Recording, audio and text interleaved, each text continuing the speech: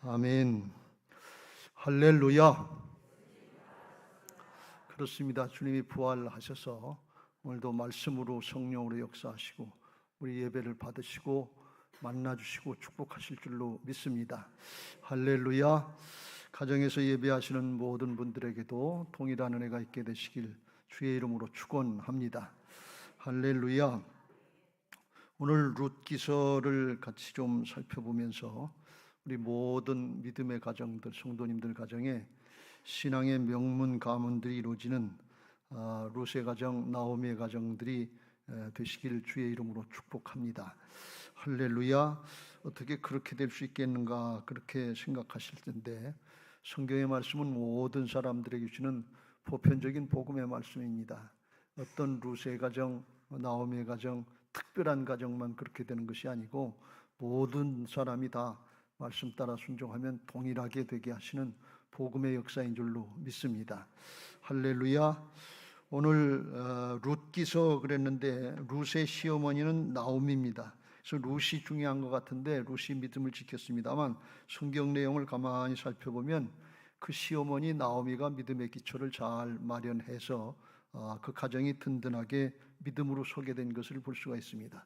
근데 나오미가 특별히 아주 탁월하게 쓰임 받았다든지 복을 받았다든지 성공하고 출세했다든지 그래서 된 게 아니고 어렵고 힘든 순간에 믿음 지켰다는 거예요. 믿음 지키니까 하나님이 그렇게 축복하시더라. 그런 말씀이. 우리가 모든 사람이 다 탁월하게 그렇게 잘 되는 거 이건 힘들지만 어렵고 힘든 문제들이 우리 모두에게 다 있는데 그런 순간순간에 믿음 지키면 하나님은 누구에게나 어떤 가정에게나 동일하게 역사하시고 축복하실 줄로 믿습니다. 할렐루야. 그런 은혜들이 오늘도 있게 되시길 주의 이름으로 축원합니다. 오늘 1절 말씀에 보면 언제 시대적인 배경과 사사시대 그랬습니다. 사사시대는 이스라엘의 왕이 세워지기 전에 하나님이 세우신 일꾼들로 종교 또는 정치, 군사를 지휘했던 지도자인데요. 그때 당시에 사실은 이스라엘 백성들이 영적으로 가장 타락하고 범죄했던 그런 시절입니다.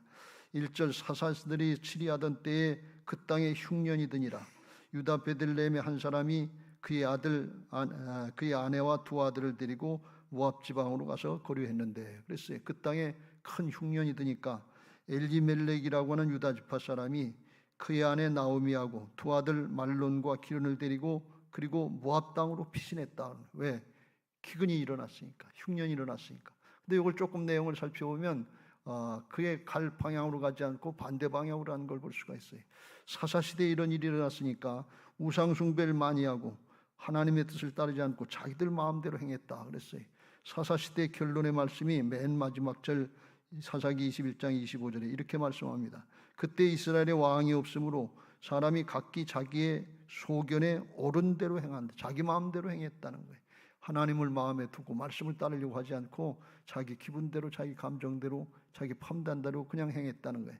그 결과로다가 우상숭배도 하고 범죄도 하고 그래서 하나님이 연단의 과정을 이스라엘 백성들에게 주신 것인데 그러면 그 잘못을 깨닫고 어렵고 힘들어도 하나님께로 더 달겨들어야 되는데 더 가까이 해야 되는데 더 예배하고 더 기도하고 더 말씀 따라가려고 순종해야 되는데 어렵고 힘드니까 어려움이 없는 것 같은 모압 땅으로 거기로 피신하자 그리고 클릭한 걸 볼 수가 있어요. 여러분 이게 아주 굉장한 우리들이 깨달음을 주는 말씀이에요. 어렵고 힘들다고 그냥 그 자리 피하려고 하지 말고 그럴수록 주님께로 달겨드는 복된 신앙들 되시길 주의 이름으로 축원합니다. 이건 누구나 할 수 있는 일이에요. 근데 요즘에 그게 잘 안 돼서 어려움을 겪는 경우가 많은 것을 볼 수가 있습니다. 그래서 가가지고서 보니까 얼마 안 있다가 남편이 3절에 죽게 되고 4절에 보니까 10년쯤 지나서 그의 두 아들 말론과 기론이 죽게 되고 그리고 5절에 보면 시어머니 나오미하고 며느리 둘하고 오르바하고 룻하고 여자만 셋 남았다 그랬어요.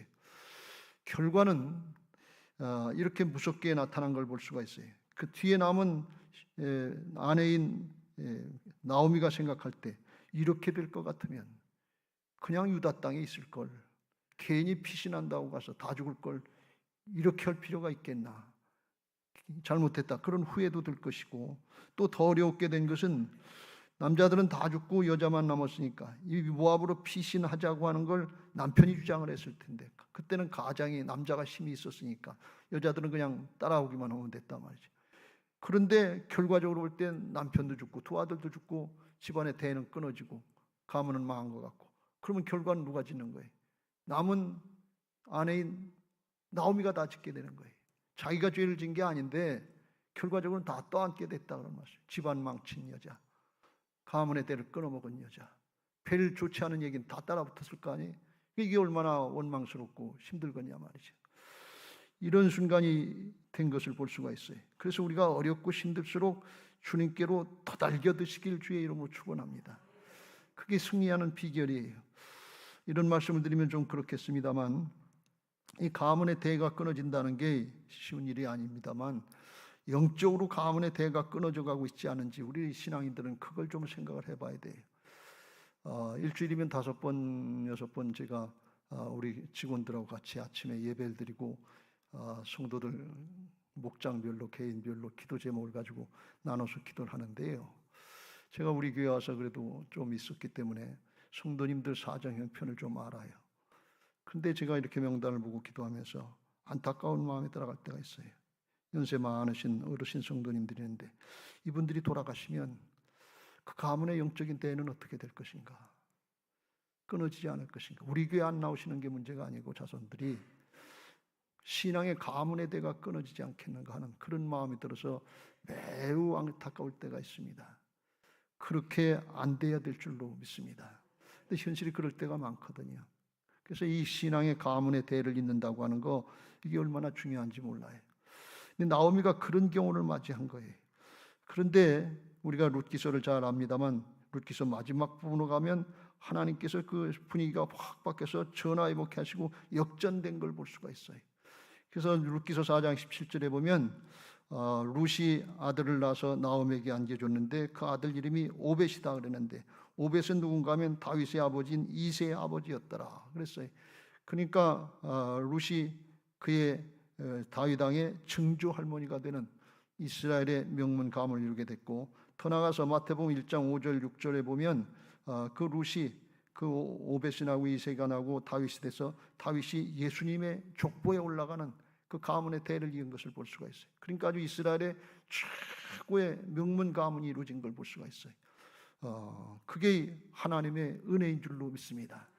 신앙을 하면서 조금 이제 신앙을 많이 하신 분들은 그런 걸 성경을 보시면서 많이 깨달으실 거예요. 신앙적인 사고를 하게 되는데, 학생들에게 신학생들에게 신학적인 사고라고 그러는데, 이건 사람으로서는 도무지 이루어질 수 없는 그런 상황이에요. 그런 조건이에요. 그런 상황에서 이게 이루어졌다 그러면 이건 뭐예요? 은혜로 된 것이다 하는 것을 깨닫게 됩니다. 은혜가 아니면 어떻게 되느냐? 사람은 안 되지만 하나님은 되게 하시는 역사가 있잖아요. 은혜로 된 것이다 하면 그 다음에 이 나오미와 룻이 어떻게 했겠는가 하는 걸 우리가 짐작할 수 있는데, 뭘 짐작할 수 있는 게, 하나님의 은혜를 받을 수 있는 통로는 믿음인 것입니다. 아, 믿음을 지켰겠구나. 그걸 우리가 깨닫게 돼요. 그래서 어렵고 힘들수록 사람의 생각으로 판단으로 따라가면 안 되고 믿음을 지켜야 될 줄로 믿습니다. 왜? 하나님의 은혜를 입어야 되니까. 이게 신앙적인 사고예요. 복음적인 사고예요. 믿음 지키면 하나님의 은혜의 통로가 열려지게 되고 하나님의 축복이 임하게 될 줄로 믿습니다. 할렐루야. 어떻게 해서 이렇게 역전되는 상황이 나왔느냐? 나오미가 그 믿음을 했는데 14절의 말씀에 보면 룻이 그 시어머니하고 이제 붙잡아서 떠나지 않고 따라 붙었다 그랬는데, 그런데 룻이 시어머니 나오미를 따라 붙은 그런 이유가 어디 있는가 하면 그 이전에 나오미 시어머니가 하나님 앞에 따라 붙었기 때문에 그래요.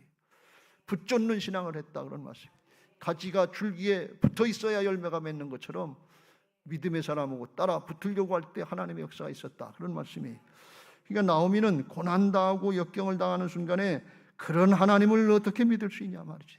남편도 죽게 하고 두 아들도 죽게 하고 가문의 대를 끊어놓는 하나님, 신앙의 대를 끊어놓는 하나님, 그런 하나님을 어떻게 믿겠냐. 그리고 원망하고 불평하고 저주하고 떠나기 쉬운 그런 상태인데 그렇지 않고 하나님의 품으로 달겨들었다 그런 말씀이에요.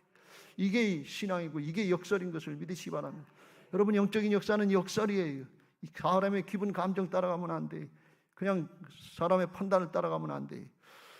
욥기서 2장에 보면 욥이 하나님의 허락 가운데 사탄의 시험을 받잖아요. 그래서 하루아침에 7남 3녀가 다 죽게 되고 모든 재물, 그런 목축, 그런 자축 그런 거 다 뺏기고 죽고 그렇게 돼.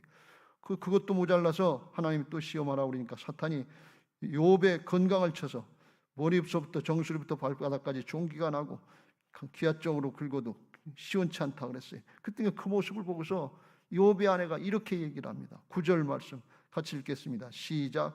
그의 아내가 그에게 이르되 당신이 그래도 자기의 온전함을 굳게 지키느냐 하나님을 욕하고 죽으라 그랬어요. 욥의 아내는 욥이 믿음 잘 지켜서 정직하고 동방의 의인으로 소문나고 복 받은 걸 받을 때 그걸 다 자기도 같이 누렸던 사람이에요.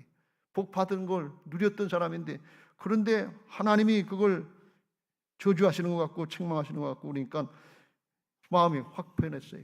그래서 하는 얘기가 그렇게 다 뺏어가는 하나님, 그 하나님 앞에 그래도 믿음 지키겠냐 말이에요. 그런 하나님을 뭐로 따라가겠냐 말이에요. 하나님을 저주하고 욕하고 죽어라 그런 얘기.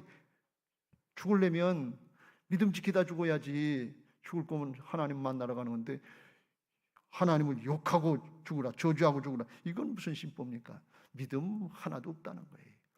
여러분, 사정 형편 따라 믿음 지키지 말고 우리 자신이, 우리 심령이 하나님 앞에 믿음 지킬 수 있게 되시길 주의 이름으로 축원합니다. 욥의 아내는 복을 입었는데도, 입은 경험이 있는데도 그걸 기다리지 못하고 그렇게 했어요. 그런데 오늘 나오미는 그렇게 하지 않고 하나님 앞에 믿음을 가지고 달겨들었다 그런 말씀이. 그래서 하나님께 대한 이 나오미의 마음을 살펴볼 수 있는 것이 있는데, 그 두 며느리를 이제 가라 그러면서 8절 9절에 너희가 나를 선대한 것 같이 여호와께서 너희를 선대하시기를 원한다 이렇게 표현을 하고 있고, 9절에도 여호와께서 너희에게 허락하사 새 남편 만나서 잘 살게 되기를 바란다 그러면서 여호와의 이름으로 축복하는 걸 볼 수가 있어요. 근데 나오미가 생각할 때 그 하나님의 이름으로 축복할 마음이 생기겠어요? 집안 망하게 했는데, 대가 끊어지게 했는데 무슨 그 하나님이 축복을 주시겠어? 그걸 할 용기가 있겠냐? 근데 그렇게 얘기한 것은 나오미의 마음이 하나님께 대한 신뢰가 바뀌지 않았다는 거예요. 꾸준히 하고 있다는 것을, 그걸 말씀하고 있는 것입니다. 우리가 다 읽지 않았습니다만 고향으로 돌아왔을 때도 고향 사람들이 자기들을 몰아올 때 20절 21절에 그러죠. 이는 전능자가 나를 심히 괴롭게 하셨습니다. 21절에도 내가 풍족하게 나갔더니 여호와께서 내게 비오도록 하셨느니라. 여호와께서 나를 징벌하셨고 전능자가 나를 괴롭게 하셨다. 이건 하나님을 원망하는 말이 아니라 하나님이 나를 연단하셨다는 뜻이에요. 근데 그 하나님은 전능자라는 거예요. 전능자가 쫄딱 망하게 해요? 그 하나님을 어떻게 전능자라고 부를 수 있냐 말이에요. 그렇게 부르는 것은 전능하신 하나님이 이제라도 역사하시면 회복시켜 주실 수 있다 그런 말씀이. 잘못한 건 내가 한 거고 하나님께 대한 마음은 변치 않다 그런 말씀이. 이게 나오미의 마음이. 그리고 하나님이 이스라엘 백성들을 축복하셔서 양식을 주시니까 돌이켜서 즉시로 돌아오는 걸 볼 수가 있어요. 돌아오면 어떻게 되겠어요? 그냥 창피해도 거기서 살아야지. 자기네 고향 땅으로 돌아오면 창피 찬란하잖아요. 남편 잡아먹은 여자라고 그러고 자식들 다 대를 끊어놓은 여자. 별소리 다 들을 텐데 그건 뭐 좋다고 거기로 오겠냐면. 그런데 죽더라도 믿음 지키러 간다 그런 말씀이에요. 이게 나오미의 심정이에요. 그러니까 나오미는 가만히 생각해 보면 하나님을 원망하고 불평할 만한데 남의 탓하지 않아요. 하나님 탓하지 않아요. 이게 남편이 잘못해서 그런 거지 내가 잘못한 게 아니요. 그리고 뻗댈 수 있는데 그러지 않았고, 하나님이 살아계시면 어떻게 나한테 이렇게 할 수 있습니까? 그러지 않고 남의 탓하지 않고 자기 걸로 바라안고, 남편이 잘못한 건데 자식들이 잘못한 것 같을 수도 있는데 그거 끌어안고 자기가 주님 품으로 달겨드는 걸 볼 수가 있어요. 이런 은혜들이 있게 되시길 주의 이름으로 축원합니다. 그럴 때 하나님이 도우시는 은혜가 있는 줄로 믿습니다. 어린아이 같은 심령으로 신앙하시길 주의 이름으로 축원합니다. 어린아이가 어렸을 때는 엄마가 매를 들면 그냥 도망가지 않고 엄마 품으로 달겨든단 말이지. 그러면 엄마가 매를 들다가도 이게 안아주고 쓰다듬어주고 회복시켜주는 은혜가 있는 줄로 믿습니다. 이게 하나님 아버지의 마음인 줄로 믿습니다. 어린아이같이 순수한 마음으로 어렵고 힘들더라도 하나님은 좋으신 하나님이다. 하나님은 그 말씀대로 이루시는 신실하신 하나님이다. 그걸 믿고 믿음으로 하나님 품으로 달겨들어야 될 줄로 믿습니다. 그럴수록 예배 자리에 나와야 되고, 그럴수록 기도의 자리에 나와야 되고, 그럴수록 하나님의 말씀을 따르고 순종해야 될 줄로 믿습니다.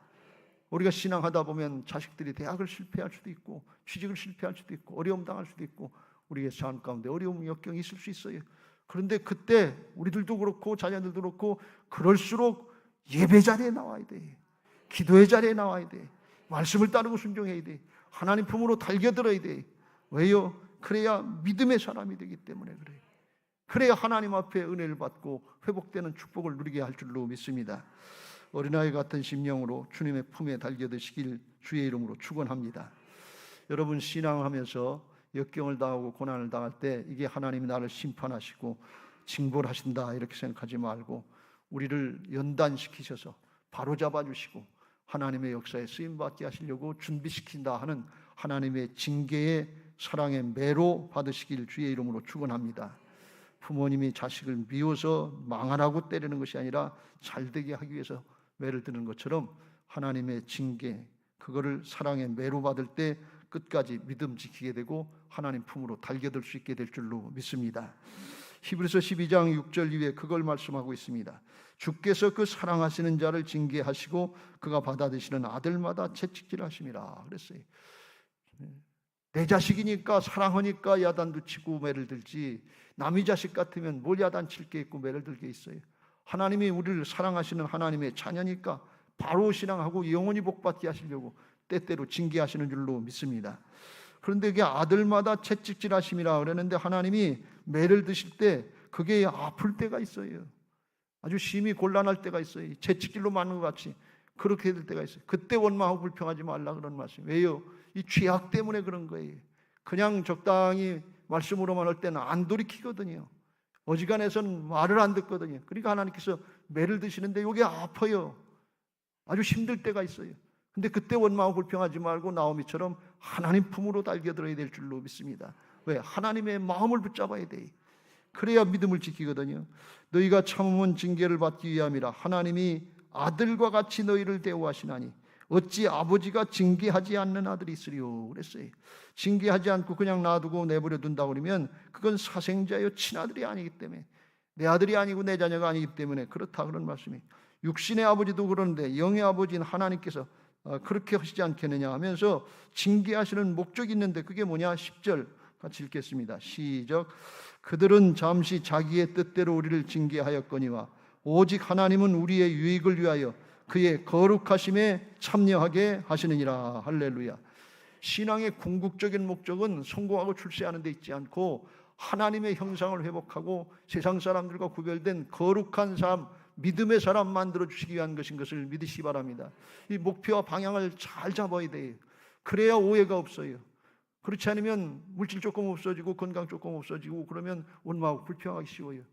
그런 건 없었다 있었다 할 수도 있어요. 그런데 더 중요한 건 하나님 앞에 죄악에 휩쓸리지 말고 하나님의 말씀대로 따르고 성별되고 구별된 하나님의 자녀들, 하나님의 일꾼들의 그런 거룩한 모습이 되어져야 될 줄로 믿습니다. 거룩이다 그런 말씀이. 그래서 11절에 이렇게 말씀합니다. 그게 되게 하시기 위해서 무릇 징계가 당시에는 즐거워 보이지 않고 슬퍼 보이나 후에 그로 말미암아 연단받은 자들은 의와 평강의 열매를 맺느니라. 그래서 연단받을 때, 고난당할 때 그때는 힘들고 어려우고 슬픈 일이 있고 사람들에게 오해도 받고 그러지만 그로 말미암아서 믿음이 연단된 사람들은 의와 평강의 열매를 맺는다 그랬어요. 의로워진다. 하나님은 언제든지 여호와는 의의 길로 인도하신다 그랬는데 의의 길이라는 건 뭔가 하면 믿음의 길로 인도하신다는 게, 믿음의 사람을 만들어 주신다는 게, 하나님의 궁극적인 목적은 끝까지 하나님을 신뢰하고 따르는 믿음의 사람을 만들어 주시는 거예요. 그러면 어떤 결과가 있느냐? 평강의 열매가 맺어진단 말이죠. 평강의 열매가 맺어진다는 건 문제가 싹 없어진다는 게 아니라 문제가 있어도 그걸 뛰어넘는, 하나님을 믿고 신뢰하고 따르니까 뛰어넘을 수 있는 평강이 주어지는 것을 믿으시기 바랍니다. 문제가 안 되는 믿음이 되는 거예요. 이게 믿음의 사람이에요. 하나님이 우리를 믿음의 사람 만들어 주시려고 때때로 연단하시는 것을 믿으시기 바랍니다. 하나님이 우리를 돈으로 의지하는 사람 만들어 주시려고 하는 게 아니고 명예나 권력을 의지하는 사람 만들어주는 것이 아니고, 내 경험이나 지식을 의지하려고 하는 사람 만들어주는 것이 아니고, 하나님을 믿고 신뢰하고 따를 수 있는 믿음의 사람을 만들어주시려고 하는 게, 이 의미를 우리가 잘 깨달아야 돼요. 신앙하면서 그래 오해를 하지 않아요. 세상에서도 가끔 그런 경우가 있잖아요. 성공하고 출세하고 잘 됐는데, 그런데 사람이 안 됐어. 사람이 돼야지. 그럴 때가 있잖아요. 하나님 앞에 신앙하면서 잘 되고 잘 된 것 같은데, 그런데 믿음의 사람이 안 됐어. 믿음의 사람이 돼야지. 똑같은 의미예요. 우리가 먼저 사람이 돼야 될 줄로 믿습니다. 먼저 하나님을 끝까지 신뢰하고 따를 수 있는 믿음의 사람이 돼야지. 조금 있다 이해관계가 달라지고 내 생각하고 달라지면 요동해서 변질돼서 도망간다 그러면 그거 어떻게 믿을 수 있겠냐 말이야. 예수님의 제자들이 예수님 따르고 죽기를 각오한 사람들 같은데, 성령 받고 변화받기 전에는 십자가 앞에서 다 배신하고 도망갔어요. 한 자리 차지하려고 그러다가 이게 안 되니까 그냥 도망갔단 말이에요. 이게 사람이 안 된 거예요. 우리가 성령 받고 말씀만 따라가는 믿음의 사람들로 변화받아야 될 줄로 믿습니다. 그래야 그때부터 하나님께 인정받고 그때부터 하나님의 손에 붙잡혀서 쓰임받게 될 줄로 믿습니다. 하나님께서 이 나오미의 가정, 룻의 가정을 믿음의 명문 가문으로, 다윗왕의 조상으로, 예수님의 조상으로 세우시려고 하는 큰 계획을 갖고 있는데, 돈이 있어서 없어서 안 되는 게 아니고, 명예가 없어서 안 되는 게 아니고, 지식이 없어서 안 되는 게 아니라 믿음의 사람이 돼야지. 믿음의 사람을 만들어주시고 그걸 가문으로 세우시려고 하는데 그걸 모르는 거예요. 우리는 그래서 연단의 과정, 고난의 과정 가운데 하나님이 우리를 사랑의 매로 들이셔서 믿음의 사람을 만들어주신다 하는 것을 믿고 끝까지 인내하시기 바라고, 끝까지 믿음 잘 지키시길 주님의 이름으로 축원합니다. 할렐루야. 그럴 때 하나님 모든 것이 합력해서 선이 이루어지게 하실 줄로 믿습니다. 로마서 8장 28절 같이 읽겠습니다. 시작. 우리가 알거니와 하나님을 사랑하는 자 곧 그의 뜻대로 부르심을 입은 자들에게는 모든 것이 합력하여 선을 이루느니라. 어떤 건 되고 어떤 게 안 되는 게 아니라 하나님을 사랑하는 마음으로 말씀 따라가려고 그러면 하나님께서 합력해서 선이 이루어지게 하실 줄로 믿습니다.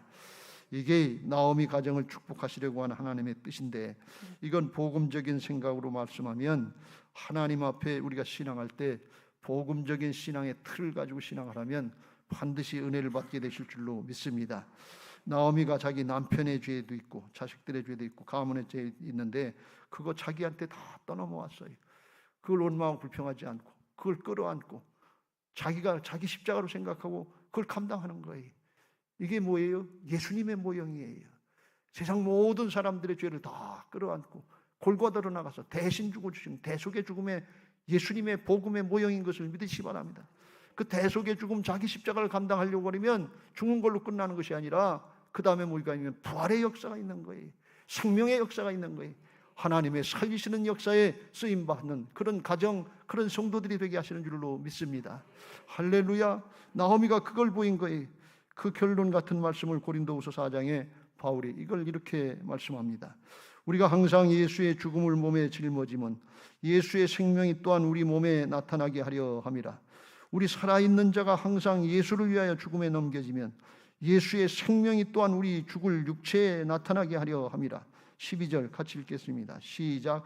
그런즉 사망은 우리 안에서 역사하고 생명은 너희 안에서 역사하느니라.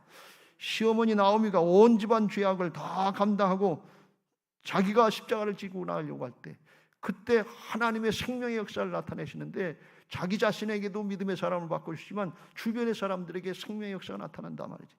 나오미가 사망은 우리 안에서 역사하고 자기를 쳐서 복종시키고 순종하려고 하니까 생명의 역사가 누구에게 나타나는 거면 그의 며느리인 룻에게 나타난 거예요. 성령의 감동이 룻을 감동해서 이방 여인이 하나님을 알지 못하던 여인이 하나님을 따라 나서는 모습으로 바뀌어지는 역사가 나타난 것을 믿으시기 바랍니다. 할렐루야. 이게 하나님의 복음적인 틀이에요. 그래서 내 십자가 회피하지 말고 그거 감당하고 지려고 그러면 그 은혜가 자식들에게 나타나고 주변의 사람들에게 나타나는 부활의 역사, 생명의 역사가 나타나는 것을 믿으시기 바랍니다. 할렐루야. 저도 목사지만 부러운 목사님인데 감리교회 선한 목자교회 유기성 목사님 목회를 아주 잘 하셨는데, 근데 그 목사님 아버지가 목회하실 때 아주 고난을 많이 당하시고 어려움 당하고 빛도 못 보고 그리고 40일 금식하다가 돌아가셨다 그러나 그랬대요. 그냥 빛도 못 봤어요. 그런데 그 사명을 잘 감당하고 자기 십자가를 감당했단 말이에요. 근데 그 은혜가 누구에게 임하는 거? 그 아들에게 임하는 거예요. 여러분, 고난 없는 영광은 없어요. 십자가 없는 부활은 없는 거예요. 우리는 고난 안 당하고 나는 그냥 내버려 두고 문제만 해결해 달라. 그런데 하나님은 그걸 원하시지 않고 사람을 만들어 주시기 위해서 고난과 연단의 과정을 허락하시고 그걸 우리 자신에게도 허락하시지만 자손들에게, 주변의 사람들에게 나타내 보여주는 것을 믿으시기 바랍니다. 분당 우리 교회 이찬수 목사님도 그 아버지가 그렇게 고생을 많이 했대. 목회 제대로 된 저렇게 하려면 무슨 목회를 하나. 그런데 그 은혜가 누구에게 임하는 가? 아들에게 또 임하는 걸 볼 수가 있어요. 여러분, 여기 어렵고 힘들게 신앙하시는 어르신들 많으신데 그거 하나도 이상스럽게 생각하지 말고 어려울수록 힘들수록 믿음 지키세요. 끝까지 예배 자리 지키세요. 기도의 자리 지키세요. 말씀 따라가세요. 공짜로 없어요. 하나님이 부활의 영광의 역사, 임마누의 역사를 자손들에게, 가문에게 길이길이 나타내 주실 줄로 믿습니다. 그런 은혜들이 가정마다 있게 되시길 주의 이름으로 축원합니다. 그래서 이 나오미의 그 시어머니의 신앙을 보고 룻이 감동을 받은 거예요. 어떻게 남편도 죽고 자식도 죽고 그러는데 자기도 남편이 죽었지만 자기 시어머니는 남편 죽고 자식도 잃었잖아요. 그게 더 큰 슬픔인데 그런데 슬퍼하지 않고 하나님을 따라가고 있고 자기들을 위로하고 있단 말이지. 저 신앙의 인격은 어디서 나오는 거냐 말이지. 그걸 보고 감동을 받은 거예요. 그래서 그 시어머니 나오미를 따라붙은 거예요. 붙잡은 거예요. 따라붙어봐야 아무것도 좋은 게 없어요. 재산이 있습니까? 명예가 있습니까? 권력이 있습니까? 뭐 칭찬받을 일이 있습니까? 따라가봐야 이스라엘 나라 가봐야 이방 여인으로 손가락질 당하고 멸시 천대받을 것밖에 없어요. 그런데 소유를 보고 따라간 것이 아니고 그 신앙의 인격을 바라보고 물질 보고 따라간 것이 아니고 시어머니의 인격을 보고 따라붙었단 말이지. 이게 하나님의 은혜인 줄로 믿습니다. 그 마음이 시어머니의 마음과 하나가 돼서 아주 놀라운 신앙 고백, 효도의 고백을 하는데 16절 17절에 이렇게 고백을 합니다. 룻이 이르되 내게 어머니를 떠나며 어머니를 따르지 말고 돌아가라 강권하지 마옵소서. 어머니께서 가시는 곳에 나도 가고 어머니께서 머무시는 곳에서 나도 머물겠나이다. 어머니의 백성이 나의 백성이 되고 어머니 하나님이 나의 하나님이 되시리니 그랬어요. 어머니 가시는 곳에 끝까지 동행하겠습니다. 어머니는 우리 집 근처도 오지 말고 수의시대다 김치해 가져와서 거기다 맡기고 그냥 가세요. 그렇게 하지 않고 끝까지 따라 붙겠습니다. 어머니의 백성이 나의 백성이 되고 어머님의 하나님이 나의 하나님이 되면 자기 어머니처럼 그렇게 고난과 역경을 당해도 그래도 그 하나님 믿겠다는 얘기 아니에요. 차원이 다른 얘기를 해요. 이 성령의 감동이고 하나님의 영으로다가 그 마음이 하나가 되게 하신 걸 알 수가 있어요. 17절 어머니께서 죽으시는 곳에서 나도 죽이고 죽어 거기 묻힐 것이라. 만일 내가 죽는 일 외에 어머니를 떠나면 여호와께서 내게 벌을 내리시고 더 내리시기를 원하나이다 하면서 끝까지 따라붙겠다는 거예요. 그게 어머니를 따라붙는 건데 사실은 어머니를 따라붙는 것이 아니라 어머니와 함께 하시는 하나님을 따라붙겠다는 거예요. 그러니까 하나님께서 감동하시고 축복의 길을 열어주신 줄로 믿습니다. 여러분 신앙으로 믿음 지키면 하나님께서 이렇게 감동하셔서 안 될 것 같은 역사인데 변화시켜 주시고 하나가 되게 하시는 은혜가 있는 줄로 믿습니다. 사무엘상 18장 1절에 다윗과 요나단이 그렇게 믿음으로 하나가 돼서 영으로 하나가 돼서 자기처럼 자기 생명처럼 사랑했다 그랬어요. 같이 읽겠습니다. 시작. 다윗이 사울에게 말하기를 마침에 요나단의 마음이 다윗의 마음과 하나가 되어 요나단이 그를 자기 생명같이 사랑하니라. 며느리 룻이 자기 시어머니 나오미를 갖다 자기 생명처럼 사랑하고 자기를 다 희생해서 어머니를 봉양하겠다는 거 아니에요. 소년 과부인데 자기 앞길이 창창한데 그렇게 하기가 쉽겠어요? 또 자기네 나라도 아니고 이스라엘 나라 다른 나라들어서 사람 대접도 못 받고 어려움 당할 텐데 그런데 그거 다 내려놓고 자기 십자가를 지고 가는 걸 볼 수가 있어요.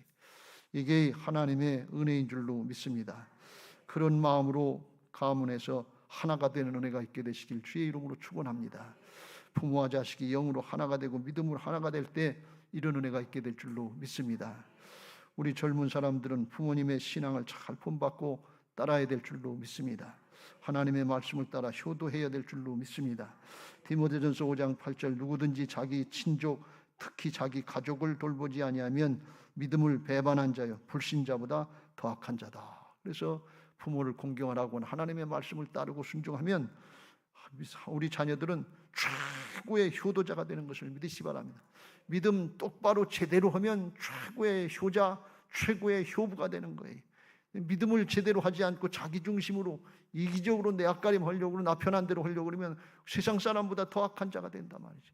하나님의 말씀대로 신앙하시고 효자도 되고 효부도 되시고 신앙의 명문 가문을 이루게 되시길 주의 이름으로 축원합니다. 할렐루야. 잠언서 23장의 22절 위에 다시 이렇게 권면합니다. 너를 낳은 아비에게 청종하고 네 늙은 어미를 경히 여기지 말지니라. 진리를 사되 팔지는 말며 지혜와 훈계와 명철로 그리할지니라. 의인의 아비는 크게 즐거워할 것이요 지혜로운 자식을 낳은 자는 그로 말미암아 즐거울 것이니라. 그랬어요. 의인과 지혜로운 자식은 똑같은 의미인데 어떤 의미인가 하면 믿음의 자식이에요. 믿음의 자녀가 그 아버지를, 부모를 기쁘고 즐겁게 해주는 것을 믿으시기 바랍니다. 신앙을 모르면 모르지만 알면은 나이를 먹을수록 연세가 접을수록 다른 게 부러운 게 아니에요. 자식들이 신앙 잘하는 거, 이게 가장 부럽고 정말 부러운 얘기예요. 그렇게 되시길 주의 이름으로 축원합니다. 자식들이 신앙을 잘하는 게 믿음의 부모를 가장 기쁘게 해드리는 거예요. 성공하고 출세하는 거 그것도 지나가는 거예요. 돈 많이 번 거 그것도 지나가는 거예요. 건강하고 힘 있는 거 그것도 지나가는 거예요. 그런데 믿음을 지키면 영원토록 복인 것을 믿으시기 바랍니다. 그래서 25절에 네 부모를 즐겁게 하며 너를 낳은 어미를 기쁘게 하라. 어떻게 기쁘게 해요? 믿음 생활 똑바로 하면 하나님의 은혜를 받고 영원토록 복되게 될 줄로 믿습니다. 할렐루야. 우리 자녀들이 그걸 기억하고 부모님의 신앙의 본을 잘 따라야 될 줄로 믿습니다. 할렐루야. 다른 것보다도 우리 한국교회에서도 이게 자꾸 지켜지지가 않아서 우리 믿음의 선배들의 기도하는 거, 예배하는 거, 헌신하는 거, 봉사하는 거, 하나님 나라를 바라보고 꿋꿋하게 어렵고 힘들어도 보릿고개 넘어가는, 이겨나가는 이 믿음이 있었는데 이걸 잊어버렸어요.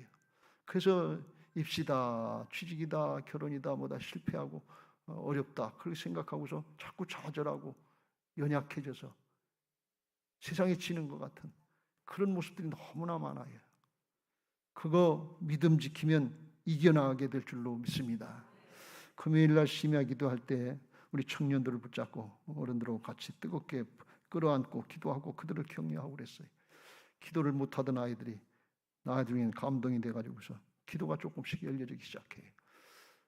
우리 학생 청년들이 왜 뜨겁게 기도해야 되는지, 왜 하나님을 의지해야 되는지, 왜 믿음의 자리를 지켜야 되는지 그걸 분명히 알고 세상적인 가치관 가지고 세상의 방법 가지고 살려고 하는 것이 아니라 영원한 하나님 나라가 있고 방해하는 어둠의 세력이 있는 영적인 세계가 있다는 걸 알고 믿음을 지키고 나갈 때 우리 부모들이 어렵고 힘든 세대를 이겨나오고 여기 오늘날 우리 한국 교회가 한국 나라가 이만큼 살게 된 것은 우리 부모님들의 눈물과 기도의 결과물인 줄로 믿습니다. 그걸 깨닫고 그걸 붙잡을 수 있는 자녀들로 우리가 키워야 될 줄로 믿습니다. 할렐루야. 디모데는 그 조상 때부터 그런 믿음을 계승받았다. 이렇게 바울이 증거하고 있습니다. 내가 밤낮 간구하는 가운데 쉬지 않고 너를 생각하여 청결한 양심으로 조상적부터 섬겨오는 하나님께 감사하고 내 눈물을 생각하여 너 보기를 원함은 내 기쁨이 가득하게 하려 함이니. 5절 같이 읽겠습니다. 시작. 이는 내 속에 거짓이 없는 믿음이 있음을 생각함이라. 이 믿음은 먼저 내 외조모 로이스와 내 어머니 유니게 속에 있더니 내 속에도 있는 줄을 확신하노라. 외할머니 로이스와 어머니 유니게를 통해서 디모데에게 임했고 그게 잘 계승돼서 사도 바울과 하나님 앞에 아름답고 귀하게 쓰임받게 된 줄로 믿습니다. 그렇습니다. 이제 말씀을 마무리합니다. 여러분, 하나님 나라의 거듭난 생명인 부활신앙으로 신앙의 명문 가문들을 이루어가시길 주의 이름으로 축원합니다. 다시 강조합니다. 성공하고 출세해서 탁월하게 뭘 이루어서 그래서 신앙의 명문 가문이 이루어지는 것이 아니고 오늘 나오미가 심지 굳은 믿음의 사람이 됐어요. 어렵고 힘들수록 하나님의 품으로 달겨들었어요. 하나님은 세상의 것 축복하시기 전에 믿음의 사람을 먼저 만들어 주시고 믿음의 명문 가문의 기초를 마련해 주시고 그 가문을 축복하신 줄로 믿습니다. 돈도 명예도 권력도 부도 하나님께 전능하신 하나님께 다 있어요. 하나님은 그런 걸 찾으시는 게 아니고 믿음의 사람을 찾으신다 말이에요. 심지 굳은 믿음의 사람, 요동치 않는 믿음의 사람, 그게 되려고 하면 하나님이 그 위에다 허락하셔서 자자손손 복되게 하실 줄로 믿습니다. 이사야서 26장 3절 4절 같이 읽겠습니다. 시작. 주께서 심지가 견고한 자를 평강하고 평강하도록 지키시리니 이는 그가 주를 신뢰함이니이다. 4절. 너희는 여호와를 영원히 신뢰하라. 주 여호와는 영원한 반석이심이로다. 할렐루야.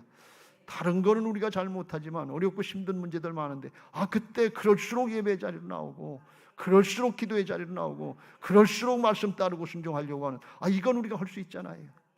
그러면 된다고 그러는데 그것도 안 하고서 복 주셔야 하지요, 은혜 주셔야 하지요, 문제만 해결해 달라고 나는 건드리지 말라고 이렇게 신앙하지 말고 사람부터 나부터 바뀌어야 될 줄로 믿습니다. 문제는 나한테 있는데 나는 제껴놓고 돈만 달라고 그러고 명예만 달라고 권력만 달라고 세상의 것만 달라고 그러면 그건 다 없어져요. 하나님 앞으로 갈 때 돈이 가는 게 아니에요. 명예가 가는 게 아니에요. 권력이 가는 게 아니에요. 내가 가는 거예요. 우리 자신들이 변화받아야 될 줄로 믿습니다. 나오미처럼 심지 굳은 믿음의 사람이 되시길 주의 이름으로 축원합니다. 두 번째로 며느리 룻과 같이 하나님이 기회를 주셨으면 주신 기회를 선용할 수 있게 되시길 주의 이름으로 축원합니다. 우연이다, 난 다른 사람만 그렇다 하지 말고 그거 붙잡으시길 주의 이름으로 축원합니다.